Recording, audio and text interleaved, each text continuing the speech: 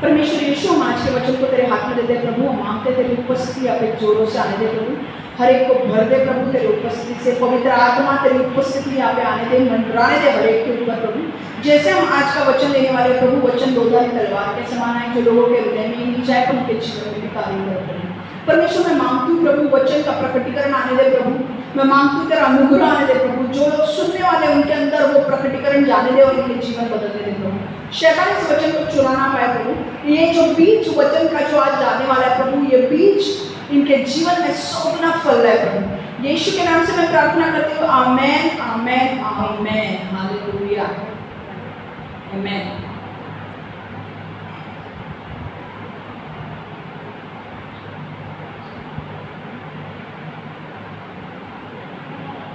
आइए, अब last time हमने जो वचन लिया था वो रूथ की किताब से था और हम लोग सिंगल लोगों के लिए वचन ले रहे थे, ठीक है। प्रोफेसी आई थी, भविष्यवाणी आई थी एक हफ्ते पहले कि यहाँ पर बहुत सारे जो सिंगल लोग हैं उनकी शादी तय होने वाली है। ये सिर्फ भविष्यवाणी हमारे चर्च के लिए नहीं है, पर उन लोगों के लिए भी है जो यूट्यूब पर ये वीडियो देख रहे हैं, ओके। अगर आप सिंगल हो तो आपके लिए ये भविष्यवाणी आ रही है कि आपकी शादी बहुत जल्द तय होने वाली है। मैं और इसी के लिए परमेश्वर ने हमें वचन दिए हैं। आज का जो वचन है वो पार्ट 2 होने वाला है। हम अगले हफ्ते पार्ट 3 करने वाले हैं, पर ये वचन परमेश्वर इसलिए दे रहा है ताकि आप वचन को समझें और जब आपके सामने वो संधि आए, वो अपॉर्चुनिटी आए, जब आपके लिए कोई रिश्ता आए या कोई आपको बोले, तो आपको ये परखना जरूरी है कि ये सारे पॉइंट्स उसमें है कि नहीं। और आपको परमेश्वर से प्रार्थना भी करनी है कि परमेश्वर मुझे दिखाए कौन है वो लड़का। आमीन। तो आज का जो पॉइंट है, हम रूथ पार्ट 2 लेने वाले हैं। मैं थोड़ा बैकग्राउंड लेने वाली हूँ। लास्ट टाइम हमने क्या देखा था कि रूथ जो है वो बोआज के खेत में काम करने के लिए जाती है और खेत में वो काम करती है और बोआज उसकी बहुत मदद करता है। वो उसे पानी देता है, वो उसे खाना देता है, वो उसके लिए धान्य की बोरी जानबूझ के गिराता है ताकि उसे ज़्यादा धान्य मिले। एंड एक वक्त आता है कि जब वो उसको एक्स्ट्रा धान्य भी देता है, जौ देता है, बार्ली देता है घर पर लेकर जाने के लिए, ओके। तो ये सारी चीज़ें जब वो आती है, वो अपने सास को बताती है नौमी को कि मुझे बोआज ने इतनी सारी चीज़ें की है। नौमी तुरंत समझ जाती है कि बोआज के हृदय में रूथ के लिए कुछ है, बोआज रूथ को पसंद करता है। अब नौमी कभी सोचती है कि बोआज रूथ को पसंद करता है, ठीक है, पर क्या ये शादी हो सकती है? और यहूदी नियम के अनुसार ये शादी हो सकती है। क्यों? क्योंकि यहूदी नियम कहता है कि अगर एक विधवा स्त्री है, उसका अगर पति मर जाता है तो उस पति का जो भाई है वो उस विधवा से शादी करेगा और उस विधवा को बच्चा देगा, जो बच्चा वो अपने पहले पति के नाम पे रखेगी। समझ में आ रहा है? अब यहाँ पे अब होता क्या, कहाँ पे वचन है? देखो, व्यवस्था विवरण 25:5। मैं हवे में नहीं बात कर रही हूँ, मैं आपको वचन पे दिखा रही हूँ। जूम वाले लोग को सारे स्क्रीन पे देखो। व्यवस्था विवरण 25:5, ड्यूट्रोनॉमी 25:5। मैं इंग्लिश में पढ़ रही हूँ कि brothers dwell together and one of them dies and has no son, the widow of the dead man shall not be married to a stranger outside the family.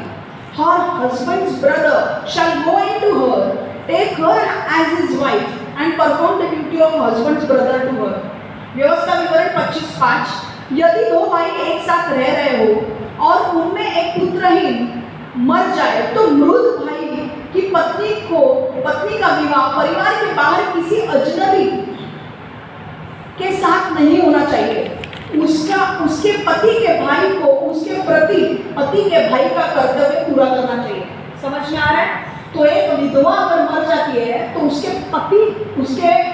एक विधवा है और उसका पति अगर मर जाता है तो उसके पति का जो भाई है वो उस विधवा से शादी करेगा और उससे बच्चा लेगा, और वो बच्चा किसके नाम पर रखेगा? उस पहले पति के नाम पर। समझ में आ रहा है?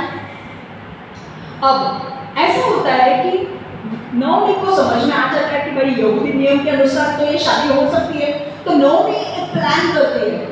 रूथ मोआब में रहने वाली लड़की होती है, यहूदी नियम उसे पता नहीं है, पर नौमी को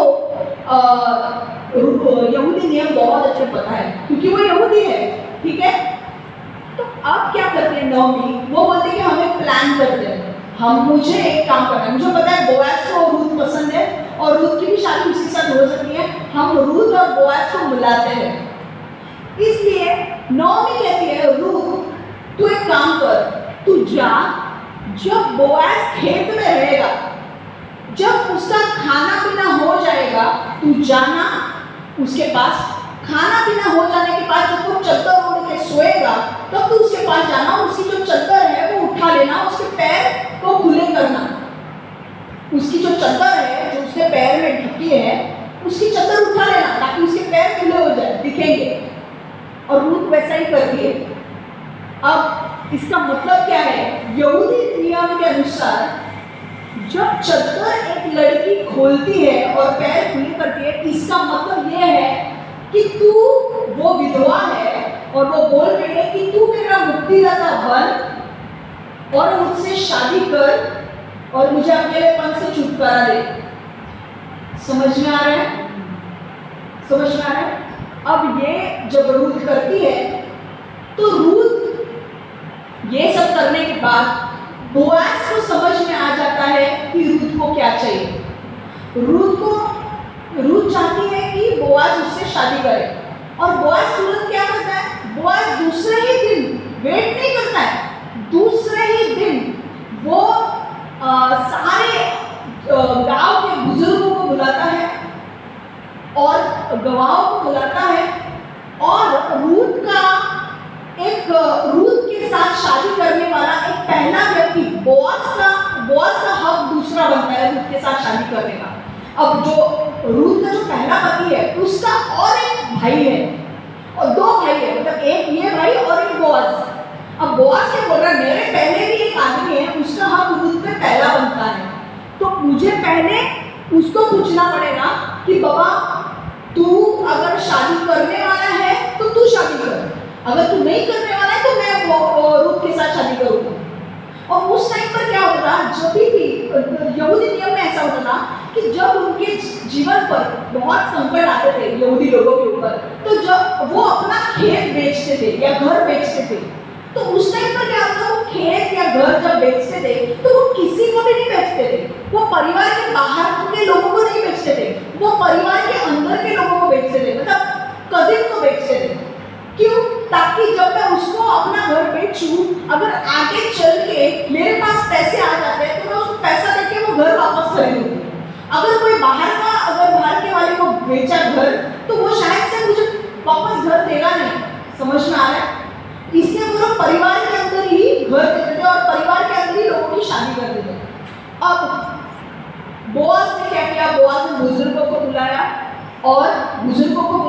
और उसको गवाहों को बुलाया और ये आदमी को भी बुलाया जो रूथ के ऊपर पहला हक बनता है जिसका, और उसको बोला देख एलीमेलेक जो है, एलीमेलेक मर चुका है और नौमी उसकी जो खेत है, एलीमेलेक का जो खेत है वो बेच रही है, क्या तू खरीदना चाहेगा? और रूथ वो पहले वाला जो आदमी है वो बोलता है ठीक है मैं उसका खेत खरीद लूंगा। तो बोआज सब बोलता है कि ठीक है तू उसका खेत खरीदेगा, पर उसके साथ जब तू खेत खरीदेगा तो उसके साथ तुझे रूथ के साथ शादी करनी पड़ेगी। तो उसे वो बात अच्छी नहीं लगी, उसने बोला भाई मैं रूथ से शादी करूंगा, मेरा पैसा सारा वो लड़के को मिलेगा, जो बच्चा जन्मेगा वो पहले पति के नाम के से जन्मेगा और मेरा पैसा भी उसे मिलेगा, तो मैं नहीं करना चाहता उससे शादी। और तब बोआज क्या बोलता है कि तू नहीं करना चाहता है तो ठीक है मैं रूथ से शादी करूंगा और मैं उसकी जमीन भी खरीदूंगा। और वो बुजुर्गों के सामने रूथ के साथ शादी करने का प्रस्ताव रखता है। समझ में आ रहा है? अब हम वचन को देखेंगे कहाँ लिखा है, हवा में नहीं पड़ेंगे आप। रूथ का चौथा अध्याय 1 से 6 हम पढ़ेंगे। रूत का चौथा अध्याय 1 से 6।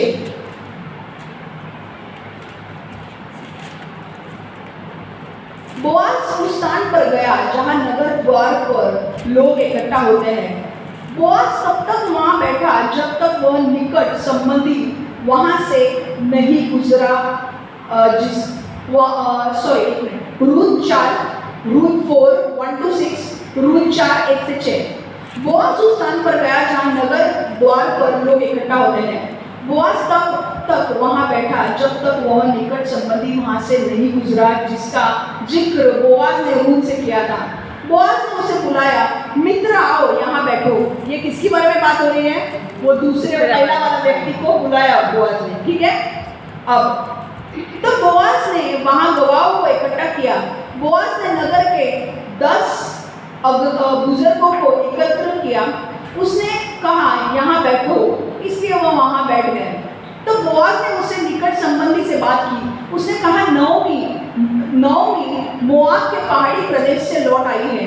वह उस भूमि को बेच रही है जो हमारे संबंधी एलीमेलेक की है।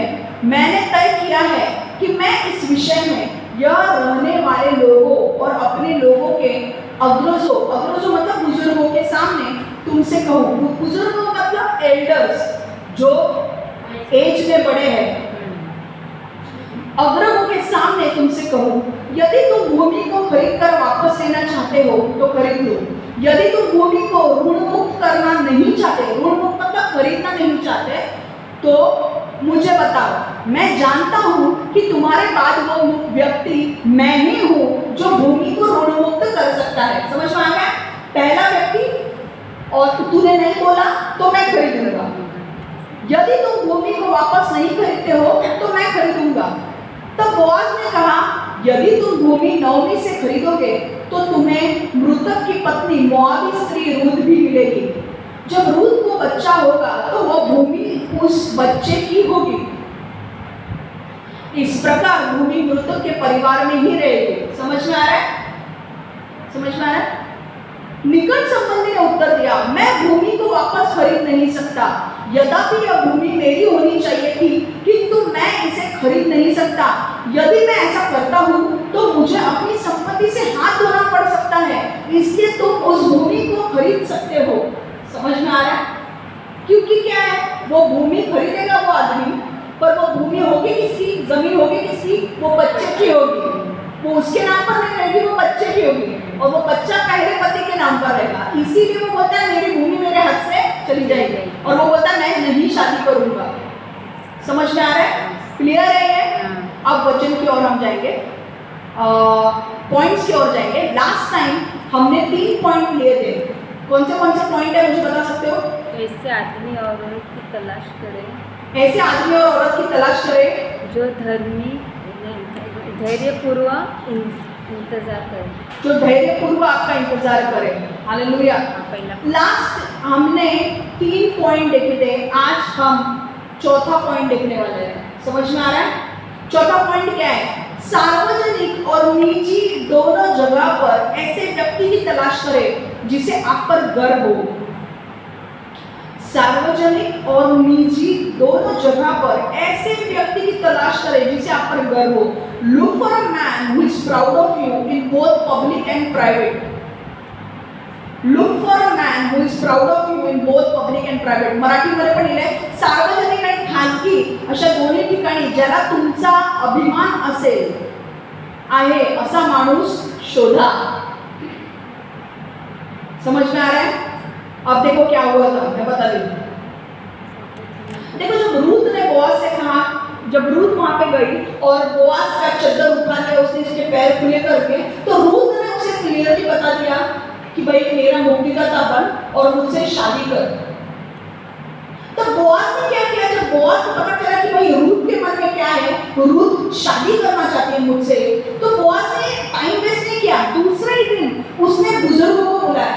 आपको पता है पंचायत कैसे होती है, गांव में पंचायत कैसे होती है, वैसे ही यहूदी नियम में ना बुजुर्गों को बुलाया जाता था, क्योंकि वो लोग बड़े होते हैं ना, इसलिए उनको बुलाया जाता था.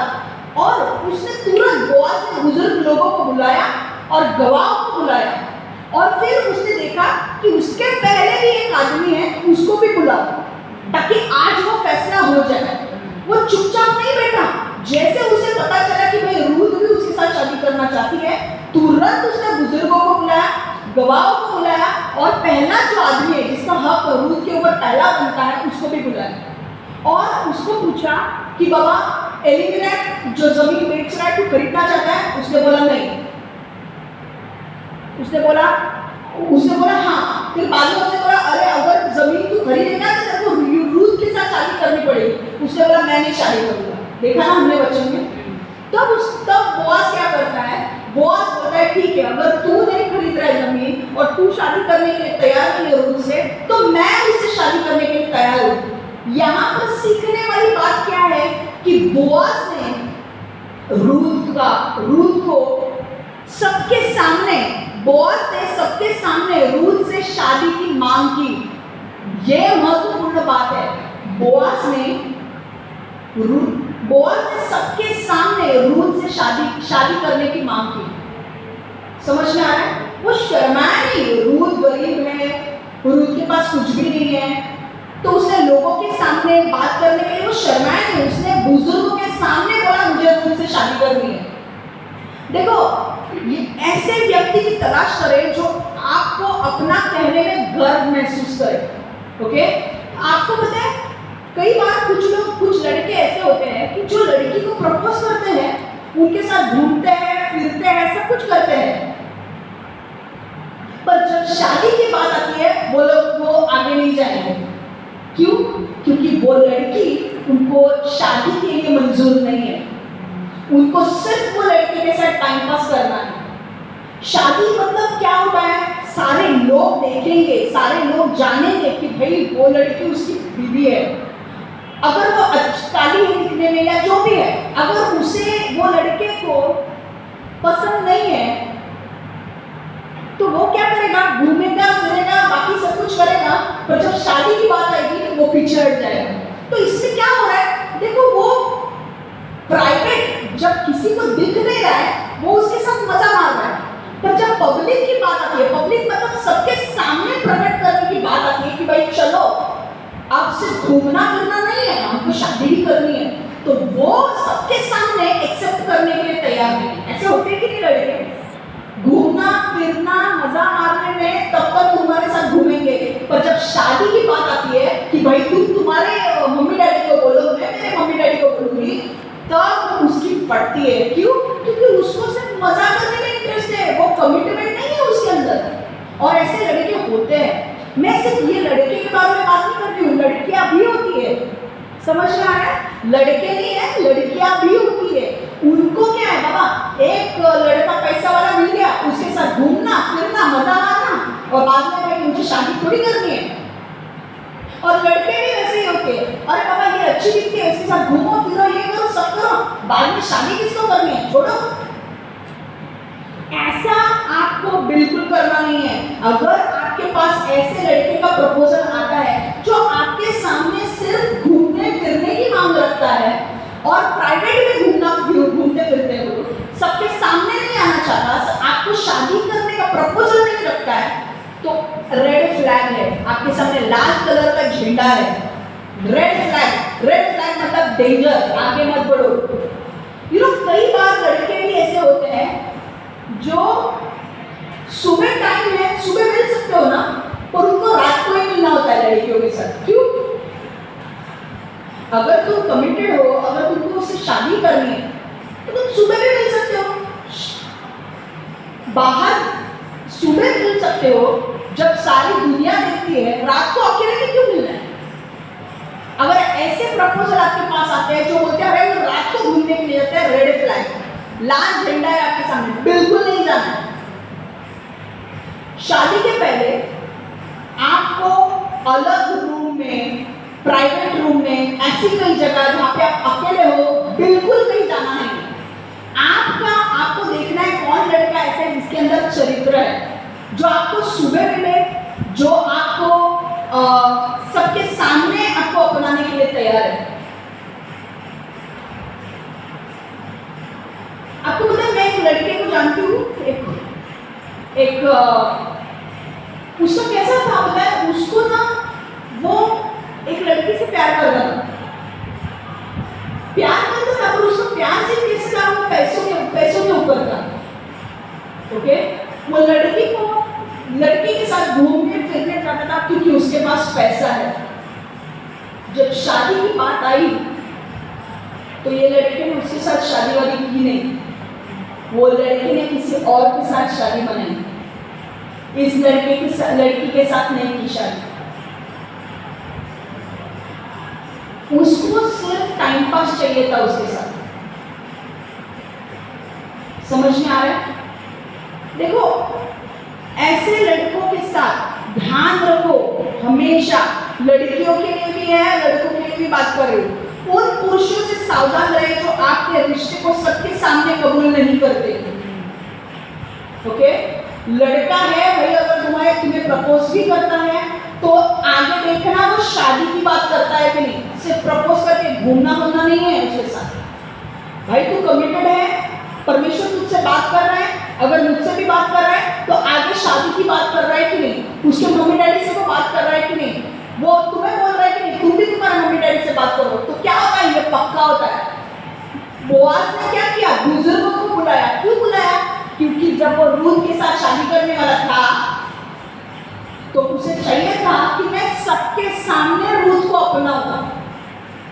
तो आपको ऐसा लड़का देखना है जो आपके साथ बाहर घूमेगा, वैसा ही लड़का देखना है। आपको देखना है कि भाई अगर कोई लड़का आपको प्रपोज करता है तो वो आपके साथ शादी करने के लिए तैयार है कि नहीं, और वो उसके मम्मी डैडी को बोलता है कि नहीं आपके बारे में, और आपको भी बोलता है कि नहीं मुझे भी, तू भी मेरे मम्मी डैडी से मिल, मैं भी तेरे मम्मी डैडी से मिलता हूँ और हम लोग शादी फिक्स करते हैं। ये होना चाहिए। समझ में आ रहा है? ऐसा ही नहीं कि भाई प्रपोज किया और घूमते बैठो। मुझे रिसेंटली मैंने एक ये देखा, एक नीलेश साबळे करके एक मराठी एक्टर है, उसने बहुत अच्छी बात कही। उसने ना, उसका एक छोटा सा वीडियो आया था, वो मैंने देखा, उसने ना बहुत अच्छी बात कही। उसने बोला कि मुझे जो लड़की अच्छी लगती थी ना, जब मैं वहां पर उसको मिलने के लिए जाने वाला था, प्रपोज करने वाला था, मैंने एक ध्यान में रखा था कि मुझे इसके साथ प्रपोज करके इसके साथ घूमने फिरने में कोई इंटरेस्ट नहीं है, मुझे इसको प्रपोज करके मुझे इसके साथ शादी करनी है। समझ में आ रहा है? तो वो बोल रहा था कि मुझे लोग कैसे करते, प्रपोज करते, घूमते फिरते हैं, मजा मारते और बाद में शादी तक आती नहीं है, तोड़ देते हैं। मतलब मजाक कर लिया, अभी आगे नहीं बढ़ना है। पर उसने क्या बोला था, उसने बहुत अच्छी बात कही। उसने बोला जब मैं लड़की को प्रपोज करने वाला था ना, मेरे मन में एक ही बात थी कि मुझे उसके साथ शादी करनी है। मैं जब उसको मिलूंगा, मैं प्रपोज करूंगा, पर मैं डायरेक्टली शादी की बात करूंगा। ये अच्छा लगा मुझे, और उसी लड़की के साथ उसने शादी भी की। ये होनी चाहिए बात। समझ में आ रहा है? सिर्फ प्रपोज करके घूमने वाले लड़के बहुत मिलेंगे भाई तुम्हारे साथ। तुमको प्रपोज करने के बाद कमिटमेंट कौन रखेगा कि नहीं मुझे तुमसे शादी करनी है, ये इंपॉर्टेंट है। घुमाने वाले तो बहुत लड़के मिलेंगे, हमेशा के लिए तुम्हारे साथ शादी करके तुम्हारे साथ कौन रहने वाला है, वो इंपॉर्टेंट है। समझ में आ रहा है? आजकल क्या होता है, अरे मेरे को ना ये लड़के ने प्रपोज किया, मुझे ये लड़की ने प्रपोज किया, मैं क्या करूँ, मैं घूमता हूँ फिरता हूँ सब करता हूँ, बाकी का कुछ पता नहीं है। ऐसा नहीं है, ऐसा नहीं करना है। आप जितना पाप करेंगे उतना आपकी शादी डिले होती जाएगी, क्योंकि परमेश्वर, अगर आप किसी और के साथ है, अगर परमेश्वर ने वो व्यक्ति आपके लिए रखा नहीं है, तो आप उसके साथ टाइम पास करोगे, आपके साल फुकट जाएंगे, आपके साल वेस्ट हो जाएंगे, पर आपकी शादी नहीं होगी। इसलिए आपको शादी करना है तो आपको प्रेयर में भी रखना है। अगर कोई आपको प्रपोज करता है तो ये सारे पॉइंट्स देखने पर आपको प्रेयर में भी रखना है कि परमेश्वर ये लड़का है क्या, ये लड़की है क्या, परमेश्वर बात करेगा। समझ में आ रहा है? और जब परमेश्वर आपसे बोलेगा कि भाई ये लड़का है, यही लड़की है, तो उससे शादी करो, बिकॉज उसकी लाइफ, जब परमेश्वर आपको बोलेगा ये लड़का है, ये लड़की, आपकी लाइफ सेट हो जाएगी। तो आज का यहाँ से सीखना क्या है, गुप्त रिश्ता, एक खतरे का संकेत है। A secret relationship is a red flag. Secret नहीं रखनी है रिलेशनशिप।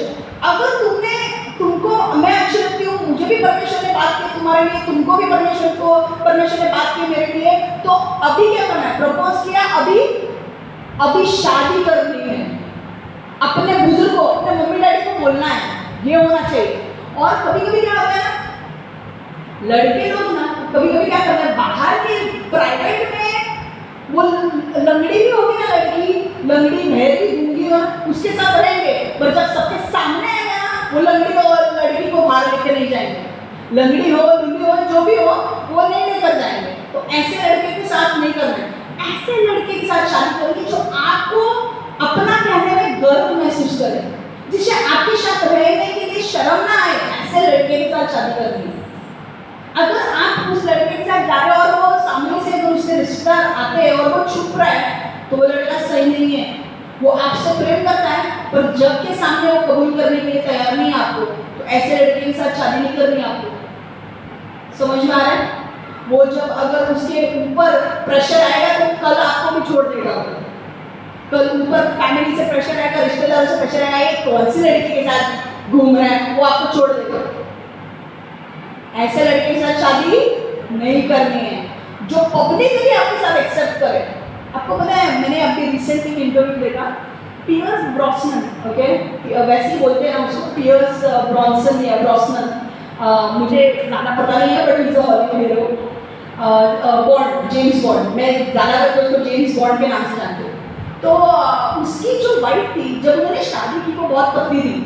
अब वो मोटी हो गई तो लोग उसके ऊपर हंसने लगे, पर उसका हस्बैंड है ना, उसने बोला मुझे कुछ फर्क नहीं पड़ता, मेरे जब बुरे दिन चल रहे थे ना, वो औरत मेरे साथ थी। लोग क्या बोलते और क्या नहीं, मेरे को फर्क नहीं पड़ता। अब वो मोटी हो गई है, कोई बात नहीं, 2 बच्चे होने के बाद वो मोटी हो गई है, कोई बात नहीं, पर मेरे लिए वो बहुत जरूरी है, क्योंकि मैं डिप्रेशन में था, वो औरत मेरी जिंदगी में आई और उसने मुझे बाहर निकाला। ऐसा होना चाहिए कि तुम लोग को पब्लिक के मुंह पे बोलने को आना चाहिए कि भाई तुमको अच्छा लगा ना लगे, मेरे को फर्क नहीं पड़ता, मुझे अच्छा लगा इसलिए मैंने किया है। समझ में आ रहा है? समझ में आ रहा है? तो कैसे लोगों के साथ शादी करनी है? ऐसा लड़का या लड़की ढूंढनी है जो सार्वजनिक और निजी दोनों जगह पर ऐसे व्यक्ति की तलाश करे जिससे आप पर गर्व हो। जेम्स बॉन्ड वो जो था, पियर्स, उसको क्या था, उसे अपनी वाइफ के ऊपर पूरा ये था, गर्व है। वो मोटी हो गई है, मुझे फर्क नहीं पड़ता, उसने मेरा साथ, उसकी पहली बीवी मर गई और पहली बीवी मर जाने के बाद वो इतना डिप्रेशन में चला गया कि जब ये दूसरी औरत मिल गई उसको, उस औरत ने उस आदमी के साथ रहकर उसे इमोशनल सपोर्ट दिया और उस तकलीफ से उसे बाहर निकाला। और उसने अब जब लोग उसके ऊपर टॉन्ट मारने लगे कि अब ये मोटी हो गई है क्योंकि उसके 2 बच्चे हुए, तो उसने बोला मेरे को फर्क नहीं पड़ता, मैं आज भी उतना ही प्यार करता हूँ उससे, क्योंकि मेरे बुरे दिन पे वो मेरे साथ थे, तुम लोग नहीं थे, वो मेरे साथ थे। समझ में आ रहा है? तो उसने क्या किया, पब्लिक जब उसको बोलने लगी तो उसने औरत को नहीं छोड़ा, उसने पब्लिक को आंसर दिया, मेरे को फर्क नहीं पड़ता तुम लोग क्या बोलते हो, मेरे लिए वो इम्पोर्टेंट है। क्यों? मेरे साथ उसने दिया। समझ में आ रहा है? दूसरा पॉइंट, 5वां पॉइंट,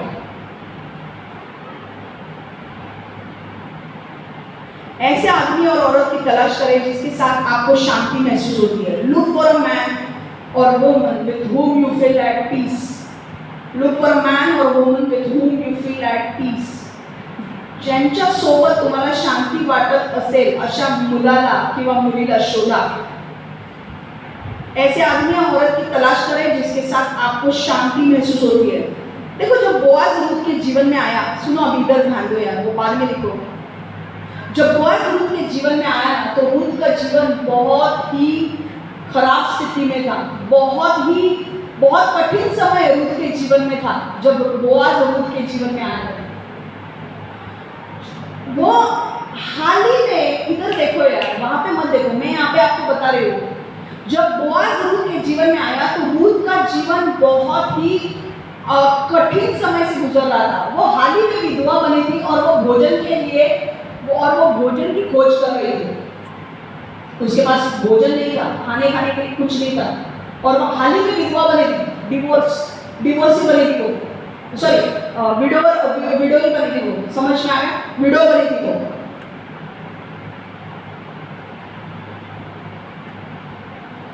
वो हाल ही में विधवा हुई थी और भोजन की तलाश में थी। वो विडो बन गई थी और खाने की तलाश में थी।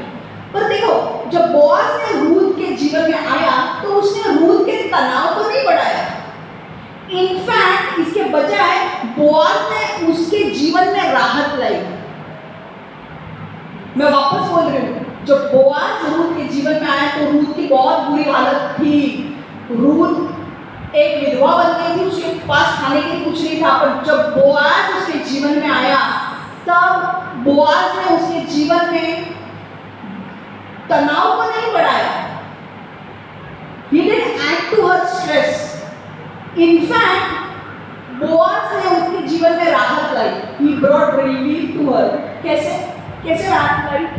बोआज ने उसके लिए पानी की अरेंजमेंट किया, बोआज ने उसे खाना दिया, बोआज ने उसे एक्स्ट्रा धान्य दिया घर पे जाकर बनाने के लिए।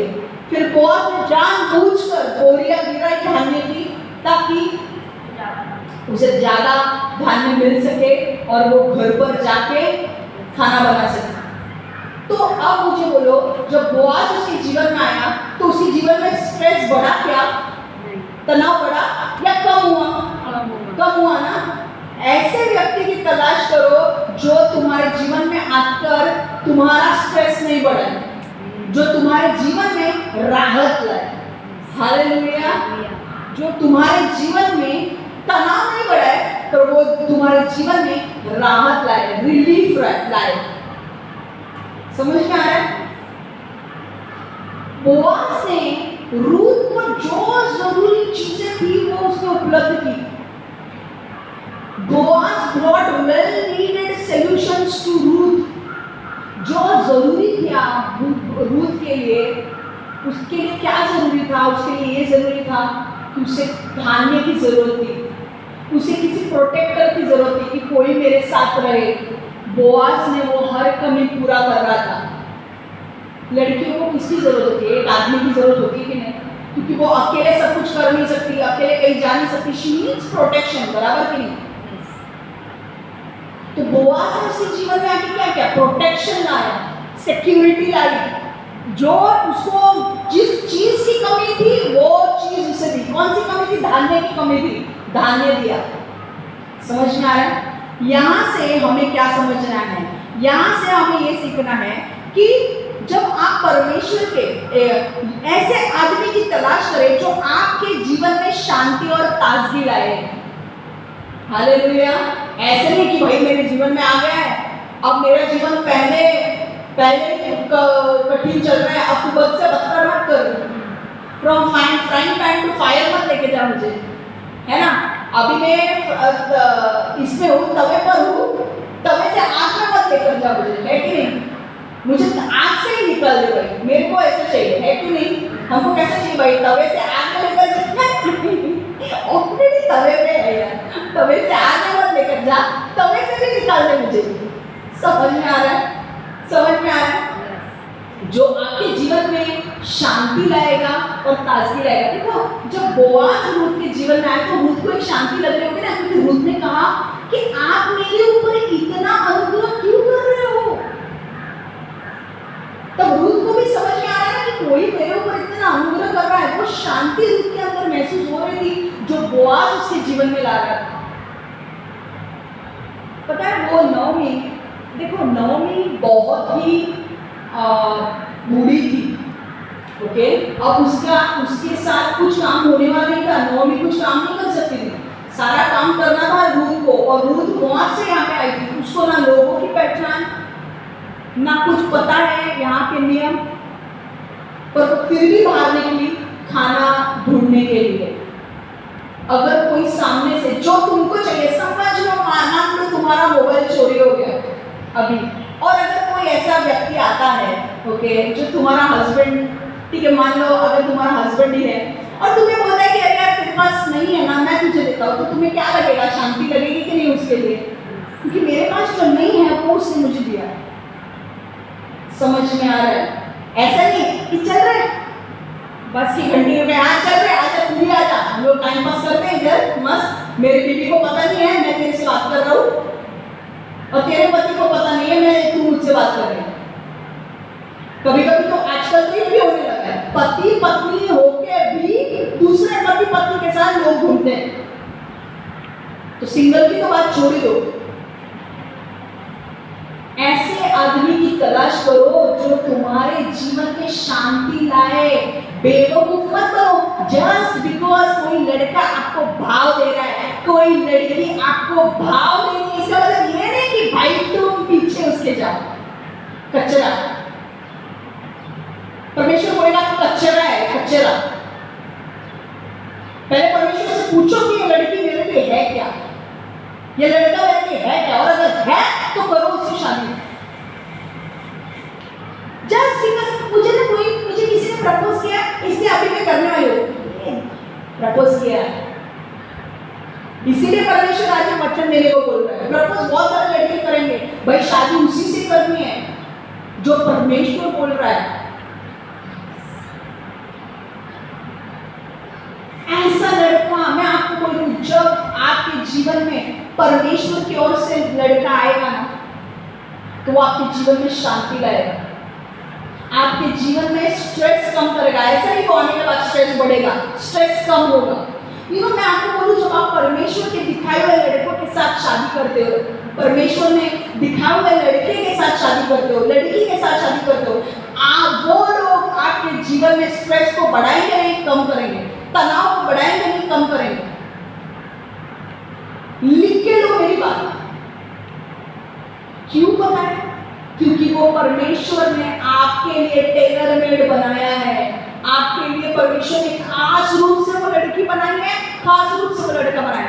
आपके जो नखरे हैं ना, वो सिर्फ वही लड़का झेल सकता है और उसके नखरे सिर्फ आप झेल सकते हो। और इसीलिए जब आप एक दूसरे को मिलोगे ना, आपके जीवन में शांति रहेगी। अगर आप गलत लड़के के साथ जाओगे ना, तो वो नखरे आपके झेलेंगे नहीं। मैंने लास्ट टाइम आपको उदाहरण दिया ना पेन और कैप का। जो पेन और कैप एक साथ बैठती है वही कंपैटिबल होंगे एक दूसरे के लिए। ये देखो कि भाई आपको परमेश्वर, अगर एक लड़का है लड़की दिखा रही है, तो आप देखो, आप पूछो परमेश्वर से, आप अपने अंदर झांको कि क्या मेरे को ये लड़की के बारे में जब मैं सोचता हूँ, जब मैं ये लड़के के बारे में सोचता हूँ, क्या मेरे अंदर शांति आती है? क्या मेरे अंदर शांति आती है? अगर मेरे अंदर शांति आती है तो ये वो लड़का है।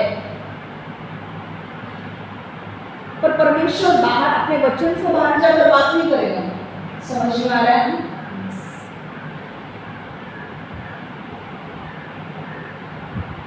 जब आप परमेश्वर के दिखाए हुए लड़के और लड़की के साथ शादी करते हो, तो वो आपके जीवन में शांति और सुख लेकर आएंगे।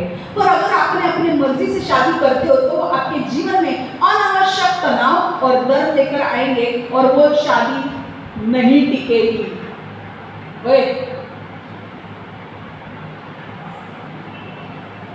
When you get married to a person whom God shows you, then you will have peace and happiness in your life. But when you get married to a person who is not God's choice for you, that girl will bring or that boy will bring additional stress in your life, and your marriage will go through a divorce. एक बात बोलूं, क्रिस्ती शादियां में एक बड़ा अपना फायदा ये होता है कि परमेश्वर हमें दिखाता है कि हमारे लिए कौन है और कौन नहीं। देखो, मैं ये नहीं बोल रही कि क्रिस्ती शादियां जब होंगी तो उसमें लड़ाई झगड़े नहीं होंगे, ऐसा नहीं होता है। कोई भी लड़का लड़की एक होंगे, उनके स्वभाव अलग होंगे, तो पहले लड़ाई झगड़े होंगे। पर हमारे लिए फायदा ये है कि अगर आपने परमेश्वर के दिखाए हुए लड़के या लड़की के साथ शादी की है, तो परमेश्वर आपके शादी की जिम्मेदारी उठाएगा। पूरी जिम्मेदारी परमेश्वर की रहेगी। अगर लड़ाई झगड़े होते भी है तो परमेश्वर शांति आपके रिश्तों में लाएगा, परमेश्वर चंगाई आपके रिश्तों में लाएगा। अगर वो लड़के ने आपको दर्द पहुंचाया, परमेश्वर आपके जीवन में चंगाई करेगा और फिर आप उसे माफ कर पाओगे। अगर आपने उसे दर्द पहुंचाया तो परमेश्वर उसके अंदर चंगाई लाएगा। He will bring healing into that person so that he can forgive you. उसके अंदर चंगाई लाएगा। कई बार क्या होता है, जब हम हार्श वर्ड्स बोलते हैं, जब हम गलत बोलते हैं, एक दूसरे के साथ झगड़ा करते हैं, तो हम दोनों को चोट लगती है कि नहीं? दोनों झगड़ा करने वाले लोगों को चोट पहुंचती है कि नहीं? पर तब अगर परमेश्वर हमारे साथ है, क्योंकि तीन डोर की रस्सी कभी टूटेगी नहीं। परमेश्वर का वचन है। 3 डोर की रस्सी कौन, तीसरी डोर कौन है, परमेश्वर।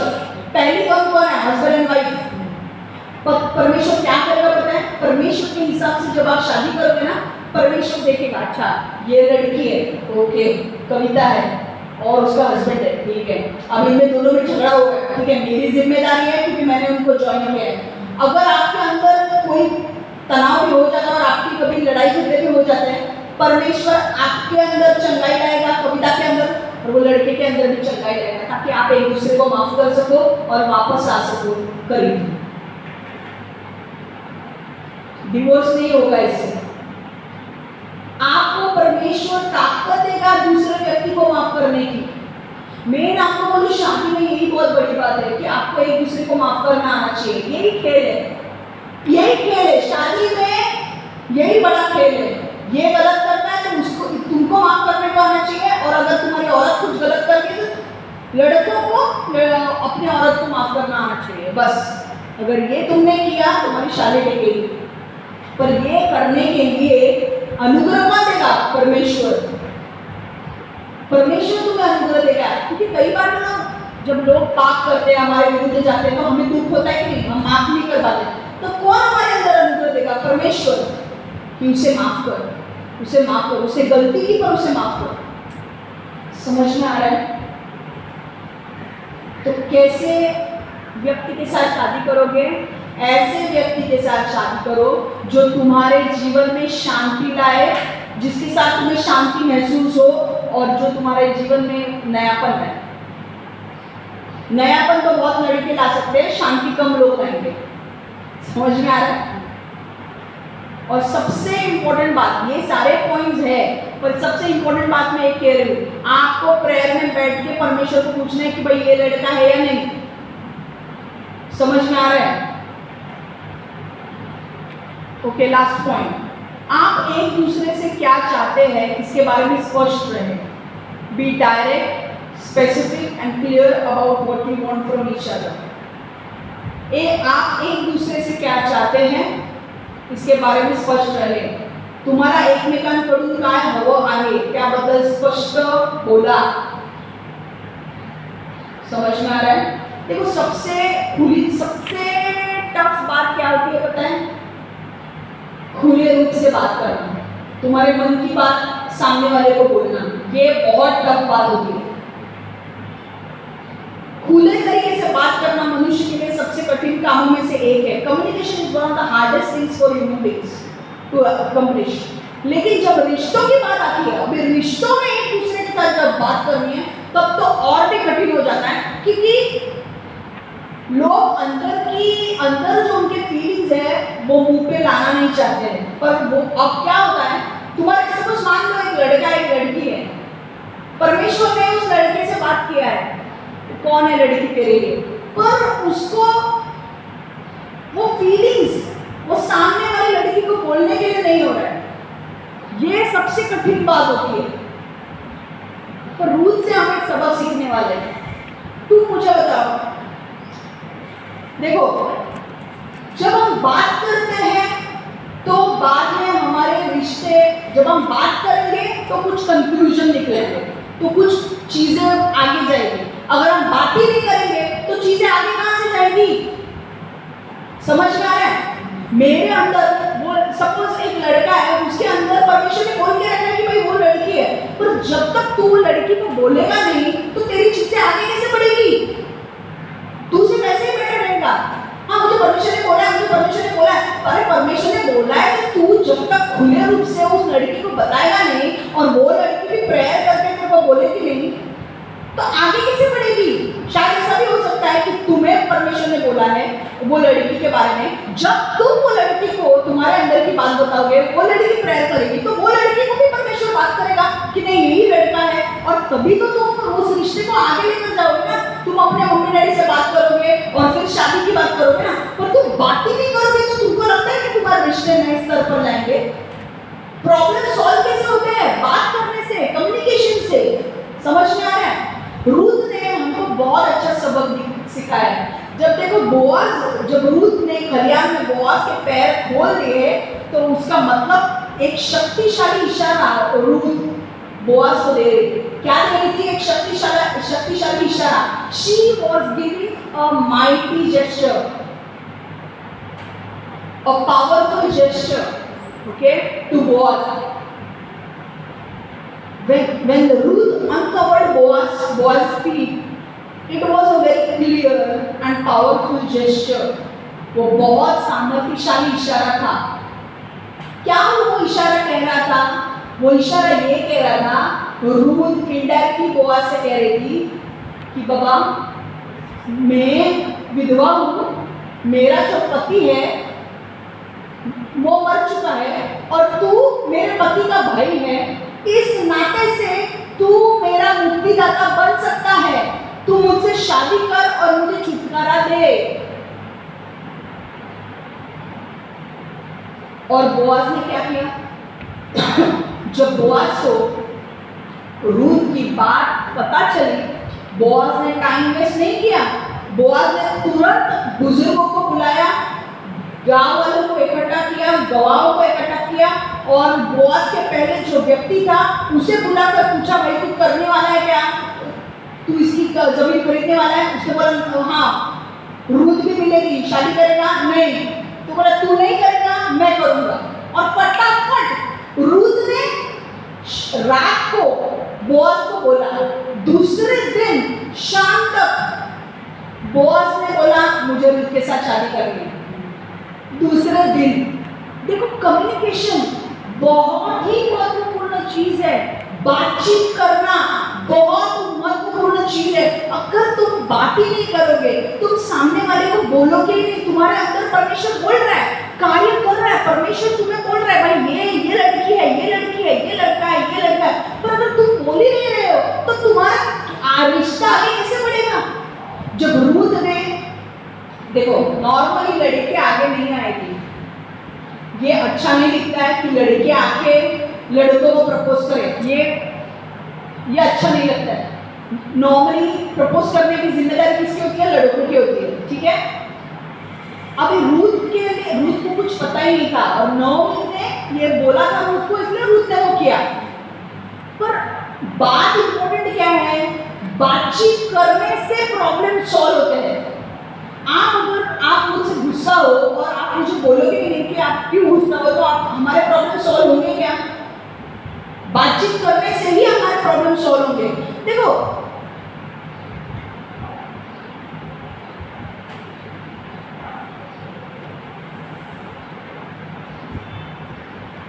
बोआज ने रूथ की बात को सुना. दूसरे दिन पंचायत जैसा बुलाया, बुजुर्गों को सबको बुलाया और सबके सामने रूथ से शादी की मांग की. आप जब बोलोगे तब चीजें खुलेगी. अगर आप लड़के हो, आपके अंदर परमेश्वर बोल रहा है कि भाई ये लड़की है, ये लड़की है, ये लड़की है, तो तुम्हें स्टेप लेने की जरूरत है. तुम्हें उस लड़की को बोलने की जरूरत है. तभी वो भी लड़की प्रेयर करेगी और उसके अंदर क्या चल रहा है वो तुम्हें बताएगी. नहीं, परमेश्वर मुझे भी बोल रहा है या नहीं बोल रहा है. वरना क्या होगा? परमेश्वर आपको बोल रहा है पर आप उस लड़की को बोल नहीं रहे हो और आपके महीने चले जा रहे हैं, साल गुजर रहे हैं, पर अभी तक आपने कुछ किया ही नहीं.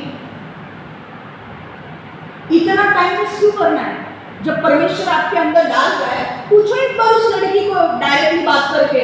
अगर परमेश्वर उसके अंदर भी बोल रहा होगा तो वो लड़की भी बोलेगी हाँ मुझे भी परमेश्वर बोल रहा है करके. और जब आपके दोनों की बातचीत हो जाएगी, फिर आप बुजुर्ग को, मतलब आपके मम्मी डैडी को इन्वॉल्व करो इस मैटर में और फिर शादी की बात करो, है कि नहीं? तो यहाँ पर इम्पोर्टेंट चीज क्या है? और जब आप बात करो, जब आमने सामने आओ, लड़का लड़की, ठीक है, मान लो अभी लड़के को भी बोला है एक लड़की के बारे में और उस लड़की को भी बोला है कि उसी लड़के के बारे में. चलो, अब लड़की और लड़के के एक्सपेक्टेशंस आमने सामने बैठ के बात करो कि बाबा मैं ये एक्सपेक्ट करती हूँ तेरे से, वो मुझसे ये एक्सपेक्ट करता है कि नहीं? और फिर क्या करो? शादी करो. समझ में आ रहा है? स्पष्ट रूप से बात करना बहुत जरूरी है एक रिश्ते को बढ़ाने के लिए. Open and clear communication is very important to take your relationship to a next level. समझ में आ रहा है? इसलिए जब आप परमेश्वर के दिखाए हुए लड़के या लड़की से मिले तो उसे स्पष्ट रूप से बात करें। यह आपके रिश्ते को नए स्तर पर लेकर जाएगा। हालेलुया। क्या होगा? वो लड़के ने बोला हमको प्रेयर करेंगे, अगर हमें लगता है कि वो लड़का है, परमेश्वर ने हमसे बात किया, हम भी उसको बोलेंगे कि हाँ परमेश्वर ने मुझसे भी तेरे लिए बात किया है, और फिर आगे की बात बढ़ाएंगे। चुप बैठने से तो तुम्हारे प्रॉब्लम सॉल्व नहीं होने वाले हैं, है कि नहीं? बात करने से ही प्रॉब्लम सॉल्व होने वाले हैं। तो समझ में आ गया? आज के ये 3 ही पॉइंट है, ज्यादा लेने वाले नहीं हूं मैं। समझ में आ गया? क्लियर है? तो वापस हम रिवीजन करेंगे 3 पॉइंट का। पहला पॉइंट कौन सा? आज चौथा पॉइंट कौन सा? देखो, सार्वजनिक और निजी दोनों जगह पर ऐसे व्यक्ति की तलाश करें जिससे आप गर्व है। हाँ, पहला पॉइंट है लुक फॉर अ मैन और a woman who is proud of you in both public and private place. सार्वजनिक और निजी दोनों जगह पर ऐसे व्यक्ती की तलाश करें जिससे आप पर गर्व है। सार्वजनिक आणि खाजगी अशा दोन्हीही ठिकाणी ज्याला तुमचा अभिमान आहे असा माणूस शोधा। ठीक है? दूसरा, ऐसे आदमी या औरत की तलाश करें जिसके साथ आपको शांति महसूस होती है। आपके अंदर ना परमेश्वर उस व्यक्ति के लिए शांति देगा। लुक फॉर अ मैन और woman with whom you feel at peace. ज्यांच्या सोबत तुम्हाला शांती वाटत असेल अशा मुलाला किंवा मुलीला शोधा।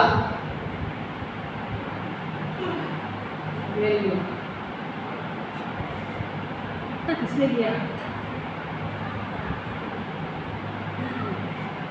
आप एक दूसरे से क्या चाहते हैं इसके बारे में स्पष्ट रहे। Be direct, specific and clear about what you want from each other.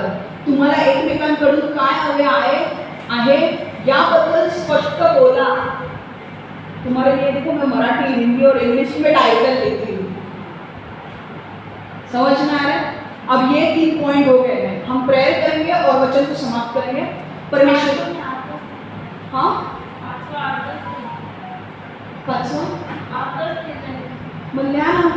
ऐसे आदमी या औरत की तलाश करें जिसके साथ आपको शांति लगे। एक मिनिट 5वां पॉइंट लिहा लवकर। मराठीमध्ये लिहिलं आहे? फिर हम प्रेयर करेंगे और आज प्रभु भोज होने वाला है।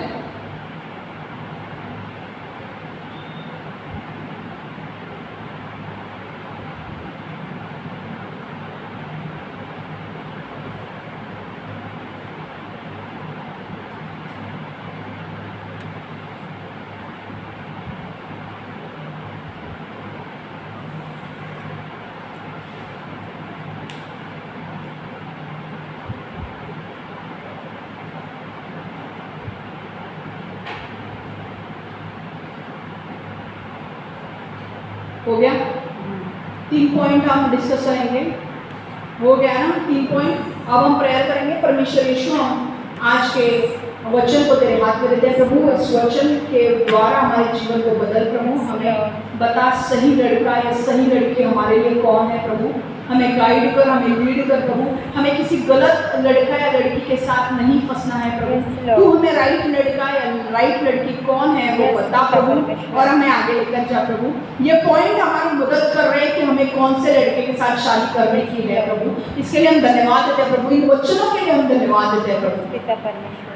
परमेश्वर, हम मांगते हैं प्रभु इस वचन से हमारे जीवन को बदल प्रभु। आने वाले दिनों में जो राइट लड़का राइट लड़की कौन है वो हमारे जीवन में लेकर आ प्रभु। और हम मांगते हैं प्रभु तेरा अनुग्रह हमारे ऊपर आने दे प्रभु। तेरे स्वर्गदूतों का पहरा हमारे ऊपर रहने दे प्रभु। जो चीजें हमारे अंदर सही नहीं है उन्हें निकाल दे प्रभु। परमेश्वर, हमें शुद्ध कर, हमें पवित्र कर, हमें चरित्र से भर प्रभु। हमें कमिटेड बना प्रभु। हमें हमारे अंदर कंसिस्टेंसी आने दे प्रभु। और परमेश्वर, जो लड़का सही है मेरे लिए, हमारे लिए, और जो लड़की हमारे लिए सही है, जो लड़का हमारे लिए सही है, वही लड़का या लड़की हमारे जीवन में आने दे प्रभु। गलत लड़का या लड़की हमारे जीवन में नहीं आने दे प्रभु। यीशु के नाम से हम प्रार्थना करते हैं। आमेन, आमेन, आमेन। पार्ट 3 अगले हफ्ते होने वाला है, ओके। अगले हफ्ते पार्ट 3 होने वाला है और उसके बाद हम ये जो टिप्स है सिंगल्स के लिए, ये पार्ट 3 होने के बाद हम खत्म करने वाले हैं, हम दूसरा वचन लेने वाले हैं। तो नेक्स्ट हफ्ता जो है वो पार्ट 3 होने वाला है। So God bless you all, take care, bye bye.